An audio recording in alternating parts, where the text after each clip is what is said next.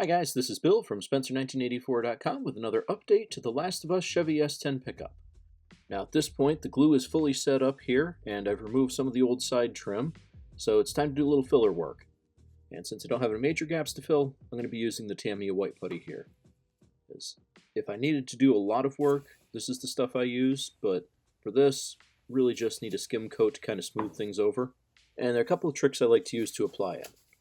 First of all, for the applicator, I like to use a piece of clear plastic. Usually cut this out of a Hot Wheels case or something like that. It's clear so you can see what you're doing and you can cut it to whatever shape you need. So for here, I just need kind of a thin flat edge and that'll work perfectly. And to make sure I don't lose any of the details like the door seams or the door handles here, what I'm going to do is I'm going to take a piece of low tack tape and I'm just going to apply it right over what I need to keep, leaving the seam fully visible. It's a little close on this side, but that'll be okay. Ideally, you want to try to give it a little bit more room to work. Like over here, I'm going to give it a bit more space between the tape and the joint so that I've got plenty of room to feather it. But that should still be okay.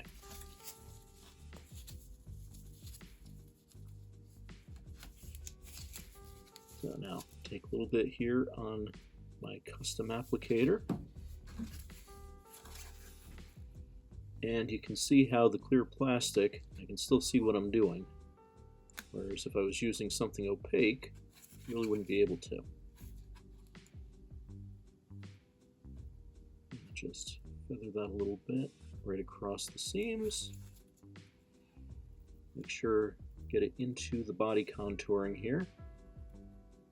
And that should do it. Now I'm going to do the same thing to the roof and the other side, give that a chance to set up, and then I can sand it smooth. Now moving on to the pickup box.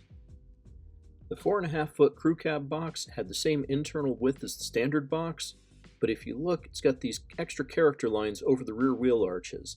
So I'm going to be recreating that by adding a little styrene to the outside of this. And to start, I'm going to be bringing out my good old blue tape again. Pretty sure I've been using it more on this one project than I have in the last 6 months, but yeah, it's good stuff. So I'm going to line it up with the character line right here. Get that tacked. Pull it tight and stretch it across so it's a nice straight line there across the bottom. And what I really want to do is I want to make sure that I can see that wheel arch.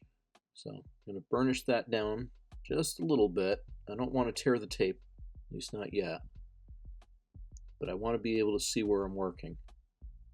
So get that down, and once I've got it so that looks like a nice sharp line, I can take my X-Acto blade here and just trace that edge. And I always start in the middle and work towards both ends, that way I don't accidentally catch the edge of the tape with the knife blade and pull it. Get that cut right there. Make sure I don't have any little bits hanging on. And then I'm going to do the same thing to the edge right there. So I've got a nice square cut that indicates the edge of the box. And I'm also going to make sure I keep my fingers clear when I'm doing this because bleeding on it is not going to help. There we go. So I've got a pretty good outline of the side of the truck. And so now that I've got this, what I'm going to do is I'm going to take a piece of plastic that I already cut out, just measured it so it's a little bit bigger than it needs to be, it's a little bit thicker than it needs to be, because I'm going to need to do a fair bit of sanding to get this flared in. But transfer my template to the plastic,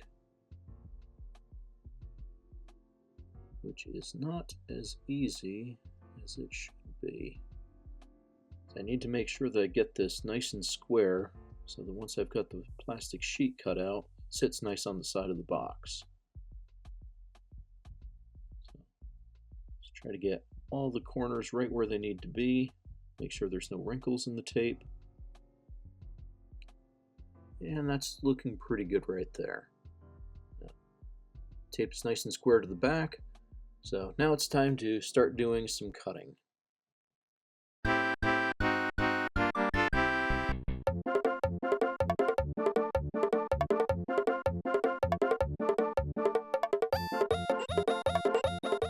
Alright, in retrospect, probably should have just used the motor tool on that, but it's cut out.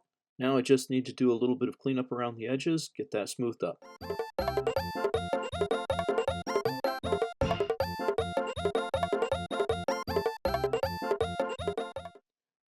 And with that, I now have the base for my character line. So what I'm going to do is, like I did on this side, I glued it down with some liquid cement so it really welded to the side of the box. And then once that's set up, I'll be able to just sand the extra thickness off and leave that character line. And then the last thing that I wanted to cover this week is the chassis. So I cut out the transmission hump, and I've got a floor of sorts in here.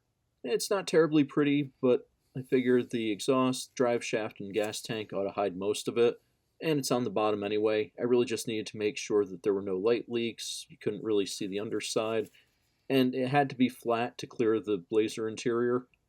So that kind of fulfills everything that I absolutely need it to, and I think that'll be okay.